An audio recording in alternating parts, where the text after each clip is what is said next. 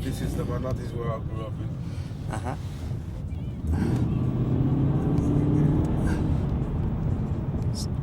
Never used to be like this.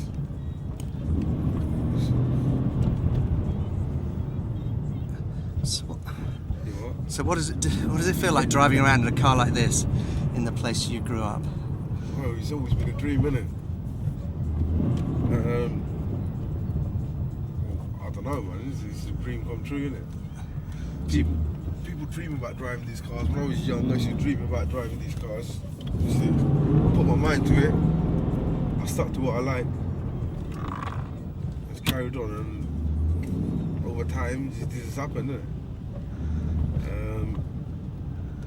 10 years now, supercars, or sports cars. Supercars, I've been specialising in supercars for like, what, 4 years now. Got pretty much most of the supercars that are out today. Getting new ones soon, facelifts, new models, new Lamborghinis, new Ferraris. We got more booked out. As soon as we get the cars, or as soon as the cars are ready, we get them on our fleet. I'll try and pick like the best specs. What were the best cars? Hold on, got a bill, mate. They don't like you when they see these kind of cars around.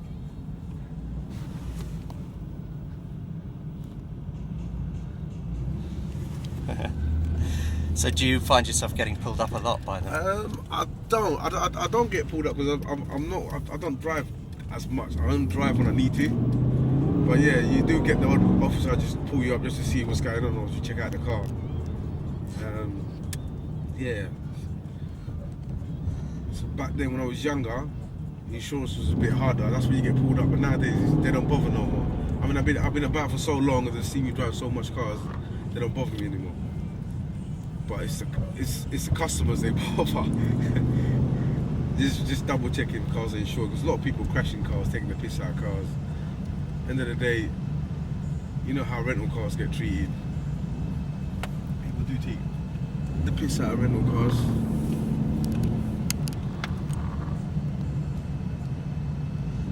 Yes. Huh? So what sort of people rent these cars?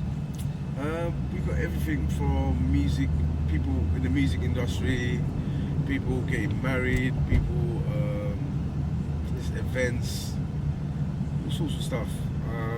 People coming into the country when people come on holiday in London. They want to drive nice cars, referrals, different companies, different brokers, refer us jobs. And because we have physical stock in our fleet and we don't have to sell someone a dream, like someone wants a Lamborghini and we will try and get them a Lamborghini, no. We only supply stuff that we have, and we have pretty much all the cars in stock.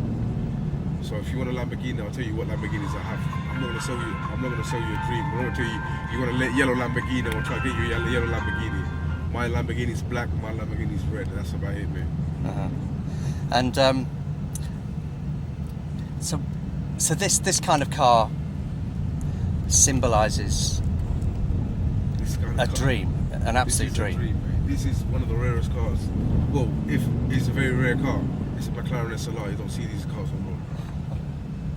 And the only one I've seen, well, I can't remember the last time I see a SLR on road. Have you? Not one like this, no, not at all. So is it very expensive for somebody to hire one of these? This one, I wouldn't personally give it out on rent. I would give it as a chauffeur, you know, the NRA stuff, as an entrance car, because it looks well good when the the door flips up and the person, whoever's in the car, they just looks good, doesn't it? Yeah. And have your door flips up there. Yeah, and having a driver is good as well. Having a driver, yeah. Yeah. So do young kids who can't drive yet, do they rent this kind of thing out for parties and stuff? I mean, or no, it's only prom times when you get the kids coming in for the proms. They flood our inboxes and DMs on all the social networks. They want all the cars. Want this, want cars that don't. Some of them will come up with cars that we don't even have. We got to tell them. No, the guys are trained to say what they need to say and what cars we have. We don't want to. You know what it is? Letting a kid down on their prom, and they want a car and you can't give it to them. And you tell them you want it because there's a lot of companies out there who'll give it to them and say, look, they want a Lamborghini, they want a Ferrari, and yes, we've got it. We give you that. We give you this. Last day, on the day, they will get let down, and that is the worst. Because that kid will forget you. He will hold that against you for the rest of his life. And that's a big thing for them. It's a prom and they get let down. And a lot of kids do get let down. They come in here last minute to get looked after. We do as much as we can. I mean, to save what there is to save. What's left to save. But, yeah, man. That's why I'll be straight up and honest with them. What I have, I'll tell them you can have this, you can have that. And I can guarantee them the cars that they have. I don't want to tell them. Sometimes they'll come up with cars like a Mustang. The other days, our kid goes, Mustang, I ain't got no Mustang. I'll tell you I haven't got a Mustang. If I tell you I'll try and get you a Mustang, and I don't get you a Mustang, you'll be upset, mate. They wait for that day. They can't sleep for that. Before the day comes, they won't be able to sleep at night time. They have CDs made for that special day, you know? Everything, their outfit, their haircut, everything's done for that special day. And you let them down, I'll feel bad. You understand? Yeah. I can't do that. So, I can't have it on my conscience because I've been let down myself. Not for proms when I was younger, friends' weddings, something. When you look forward to something and you paid towards something and you like when the M3 E46 M3 came out, that was my dream car, man. And every time I wanted to get that car, every time I wanted to rent that car, I always got let down.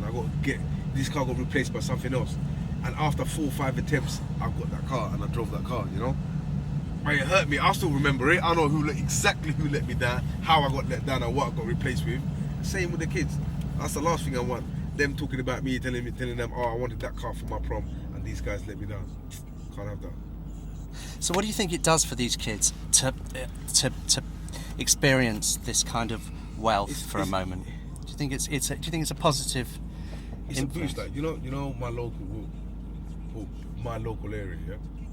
I've seen kids, obviously they're grown up now, from young, they've seen us or me and how we've done stuff and how we've become what we've become. And to them, they see it now, it's doable. Do you understand? They see these kind of cars that this guy used to be in the same area, this guy used to live in the same block as me. He done exactly the same stuff we're doing, but look at what the guy's doing now. It's doable. You understand? So they got it in them that obviously they've got that chance. They know inside them they've got that chance. If they really want to do something, they can do it. It's doable. Everything's doable, man. This is a dream. These cars, the dream cars. Even rich people don't get to drive these kind of cars. But if you know the right people, you know how to pull the right springs. You know, cars all over the place. It's Bethnal Green.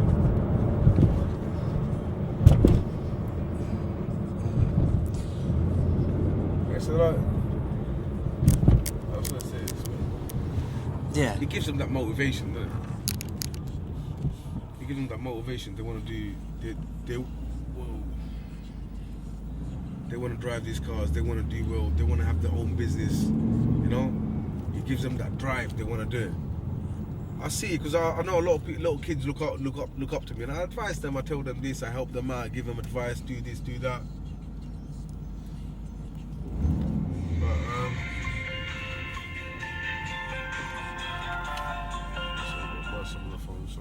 That's okay. Answer the phone is illegal, isn't it? No. So yeah, they can. It's not just words with you. I will help them. Any one of them should come to me and say, look, I get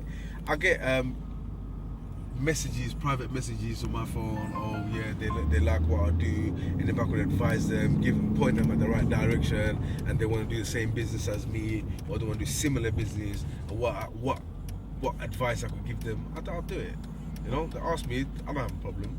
Sometimes half the people I don't even know, I'll still advise them. So sometimes they tell me, oh, you don't want to do the same business as me, and I'll tell them, break.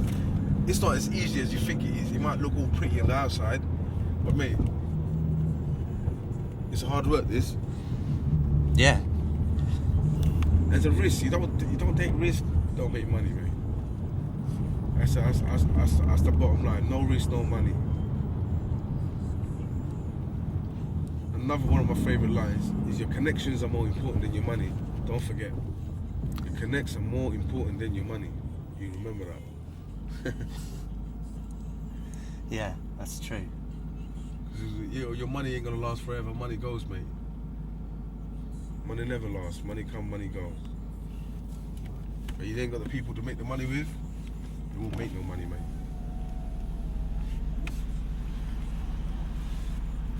That's what I've learned. Very true. Huh? Very true. Yeah. And that's a kind of extension of it's not what you know, it's who you know. But it's seeing that for what it really is. It's not about knowing rich people or something gets you somewhere without any work. It's about keeping contacts and... Trust is another thing as well. I've taken a lot of losses in my life, man. Certain losses I could have argued, but if I argued, I would have lost that person or that connect or that business that I would have lost, you know? Sometimes money, it's not all about money, you know? Because I've seen it, now this is the outcome.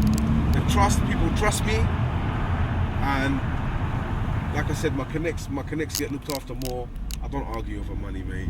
You know, if I feel that if we done a business deal and you've gone funny over little change, I don't know, change for some reason. Change, alright, what's change? You know what we're talking about, Amari Supercars, wanker. I'm just saying, you lost out a lot of money, son.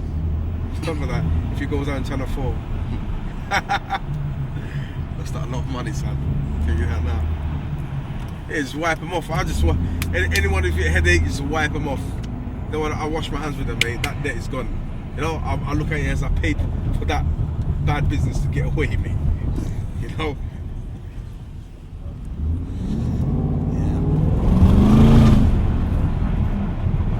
Yeah, so this is a hood, Valence Road, schools.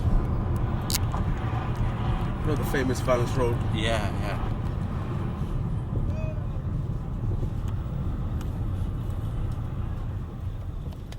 I had a friend who said that if you ever want to get rid of somebody if you're somebody you don't trust and you want to get rid of them, just leave 50 quid note on the table. It costs you 50 quid to get rid of them. You'll never see them again. But you'll never see them again. Exactly. Wash your hands with them, mate. Yeah. You're only gonna do a lot of bad business as well, mate. A lot of bad business, a lot of bad work. You know, just wash your hands with it. They owe you money and say, mate, this is what you owe. You can't pay. Just forget about it. You know, there's no point doing business no more. And the person, whatever the bill is, and the person who, without arguing, clears the bill, without arguing, what's the bill, mate? Here you go, bang, bang, bang. That person you know is correct, 100%, and you can deal with them. You know? Some people argue over a car wash. You know, if a person argues over a car wash, straight away I'm washing my hands with them. It's a fucking car wash. Sorry, mind my French. It's a car wash, man. It's not mine.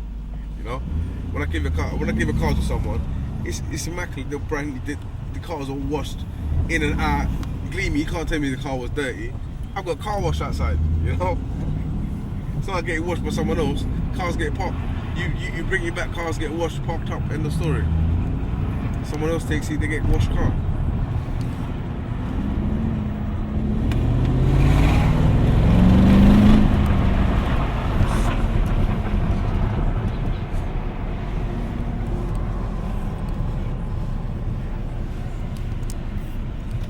This is automatic, this? Yep. Wow.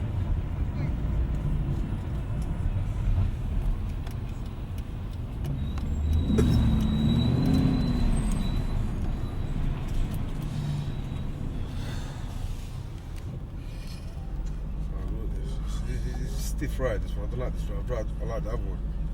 The AMG. Uh-huh. Yeah, a bit of fun in it.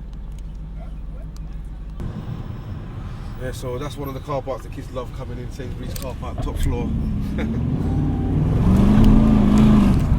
Love coming up there. 20, 30 cars jumping up and down, taking pictures. Laughing. Most of the time the cars are parked up. Most of the time it's from this car park to that car park. But they just love it, you know?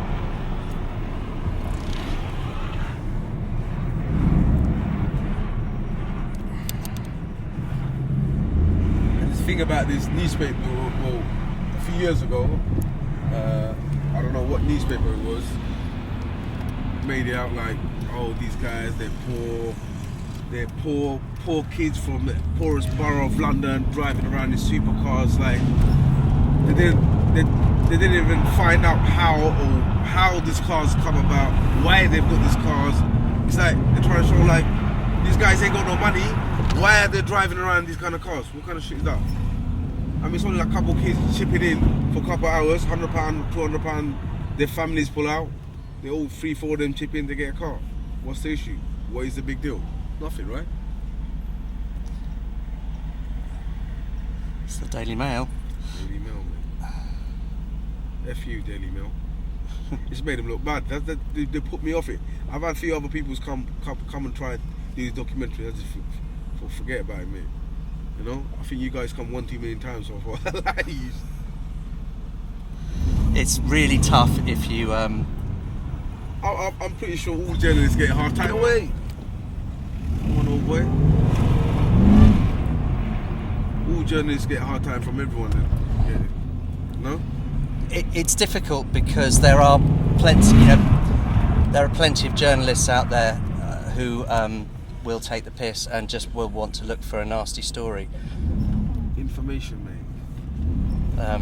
Why though? Why? That's where the journalists took the pictures just up the road on the right hand side. Made it look well bad, man. I've made it look well bad. When I looked at it, I think shit. What's happening there?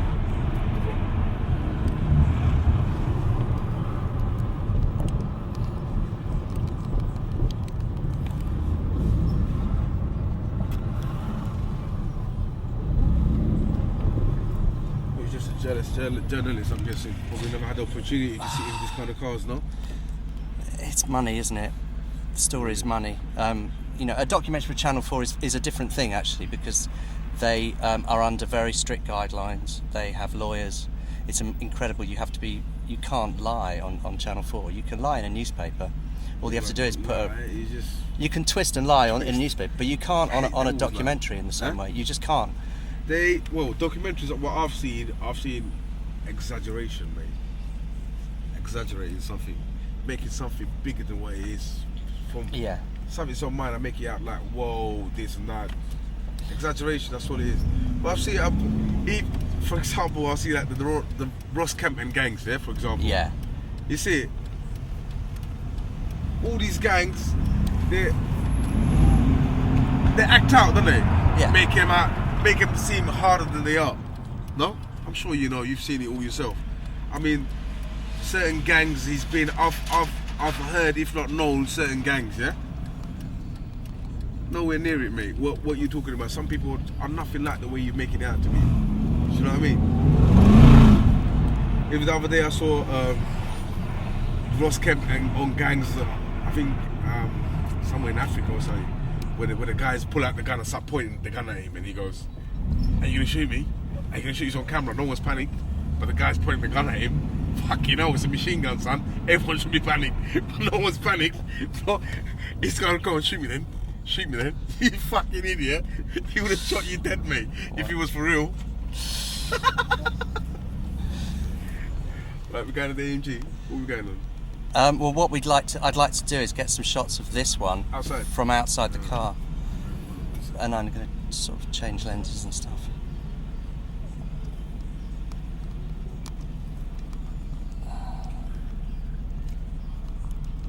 Oh shit, my broker's still in there, yeah? Oh my god, I forgot all about him. Someone you're meeting? Yep. He was on a phone call and I left him in there. We can take a break. It, yeah? We can take a break and I'll reset up if you want. Let's part this one out.